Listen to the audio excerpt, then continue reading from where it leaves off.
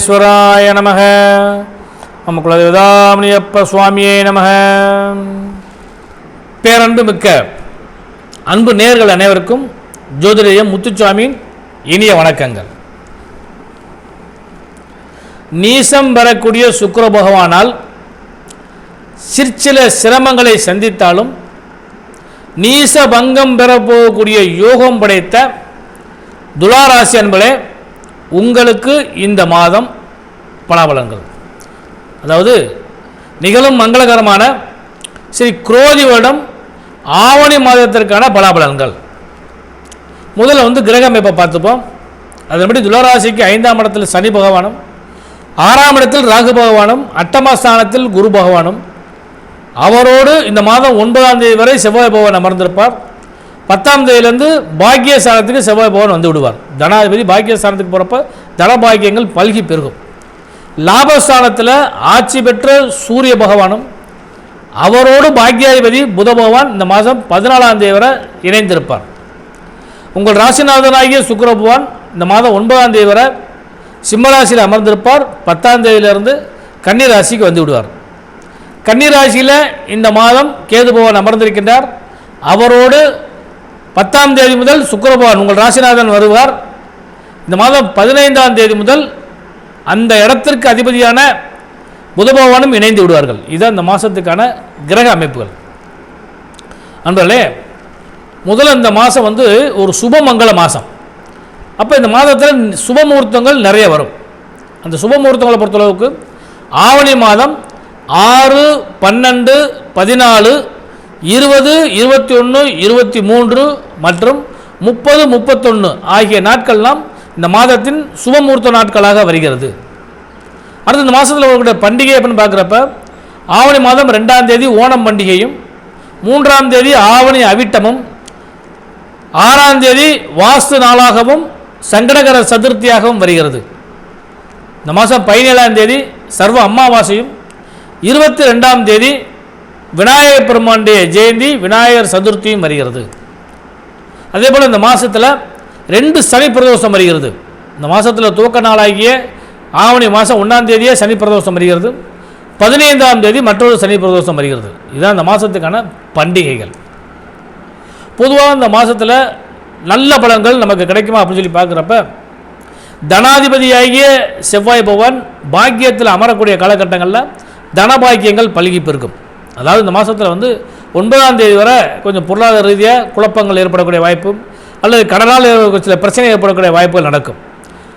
அதே நேரத்தில் 10ஆம் தேதியிலிருந்து இது எல்லாம் மாறுபட்டு நல்ல பலன்கள் நிறைய கிடைப்பதற்கான வாய்ப்பு உண்டு. பாக்கியத்தில் அமர்ந்த செவ்வாய் பகவான் பலன்களை அதிகமாக அள்ளி தருவார். யோக பலன்கள் யோகத்தோடு கிடைப்பதற்கான வாய்ப்பையும் தருவார். ஏன்னா செவ்வாய் பகவான் சுக்கிர பகவானை பார்ப்பார். அதனால் பலன்கள் இன்னும் அதிகரிக்கக்கூடிய அளவுக்கு வாய்ப்பு உண்டு. அதனால் அந்த காலகட்டங்களில் பொருளாதாரத்தில் ஏற்றம் காண்பீர்கள். கொடுக்கல் வாங்கலில் நிம்மதியான தன்மைகள் நிலவும். அதுவரை கொஞ்சம் கவனமாக இருந்துக்கங்க. அடுத்து மிக முக்கியமான விஷயம் தொழில் வியாபாரம். தொழில் வியாபாரத்தில் நல்ல பலன்கள் நிறைய கிடைக்கப் போகிறது. ஜீவனாதிபதி யோகத்தை தரப்போகின்றார். லாபத்தில் லாபாதிபதி ஆட்சி பெறுகிறார். இதுதான் பெரிய விஷயம். அதனால் நீங்கள் கல்லை விற்றாலும் அது காசாகுங்கிற அளவுக்கு பெரிய லெவலில் தொழில் வியாபாரம் பல்கி பெருகும். தொழிலில் முன்னேற்றம் அடையக்கூடிய வாய்ப்புகளும் புது புது முயற்சிகள் செய்வதற்கான வாய்ப்புகளும் கொடுக்கும். வியாபாரத்தில் நன்மைகள் கிடைக்கும். வியாபாரிகள் உங்களுக்கு பரிபூர்ணமாக ஒத்துழைப்பு கொடுப்பார்கள். உத்தியோகஸ்தர்களுக்கு இந்த மாதம் பொன்னான மாதம், லாபமான மாதம் கூட சொல்லலாம். அந்த அளவுக்கு அரசு உத்தியோகம் பார்க்குறவங்களுக்கும் சரி, தனியார் உத்தியோகம் பார்க்குறவங்களுக்கும் சரி, உத்தியோகத்தில் நிறைய நன்மைகள் கிடைக்கப் போகிறது. அந்த பலன்கள் உங்களுக்கு அதிகமாகவும் கிடைக்கிறதுக்கான வாய்ப்பு உண்டு. அதனால் அவ்வளவு லாபம் கிடைக்கக்கூடிய இந்த மாதத்தை நீங்கள் பயன்படுத்துனீங்கன்னா உங்களுக்கு நிறைய பலன்கள் நிறைய கிடைக்கப் போகிறது. அடுத்து மாணவ செல்வங்களுக்கு இந்த மாதம் லாபமான மாதம். என்ன, லாபத்தில் புதன் முதல் அமர்வார். அடுத்து உச்சம் பெறப்போகிறார். அதனால் கல்வி நிலைகளில் உச்ச அளவுக்கு நீங்கள் போகிறதுக்கு வாய்ப்பு உண்டு. அது குறிப்பாக நடுக்கல்வி படிக்கக்கூடிய மாணவர்களுக்கும் ஹையர் ஸ்டடீஸ் படிக்கிற மாணவர்களுக்கும் இந்த மாதம் உங்களுக்கு கை கொடுத்து உதவக்கூடிய மாதமாக அமையக்கூடிய வாய்ப்பு உண்டு. ஆசிரியர் மாணவ உறவும் சக மாணவர்களுடைய அன்பும் ஒத்துழைப்பும் பரிபூர்ணமும் உங்களுக்கு கிடைக்கப் போகிறது. புது புது முன்னேற்றத்தை நோக்கி செல்லக்கூடிய அளவுக்கு வாய்ப்பு உண்டு. அடுத்து மிக முக்கியமான விஷயம் உடல் சார்ந்த விஷயங்கள். இந்த உடல் சார்ந்த விஷயங்களில் கொஞ்சம் கவனம் பாருங்கள். உடல் நலனும் மனநலனும் சற்று குழப்பத்தை கொடுப்பதற்கான வாய்ப்பு உண்டு. அதனால் அதை மட்டும் கொஞ்சம் கவனமாக பார்த்துக்கோங்க. ஏன்னா தேவையில்லாத இந்த தலைவலி சம்மந்தப்பட்டது அல்லது கால் மற்றும் பேக் பெயின் இருக்கிற வாய்ப்பு இதெல்லாம் கிடைக்கும். அதனால் கொஞ்சம் கவனமாக பார்த்துங்க.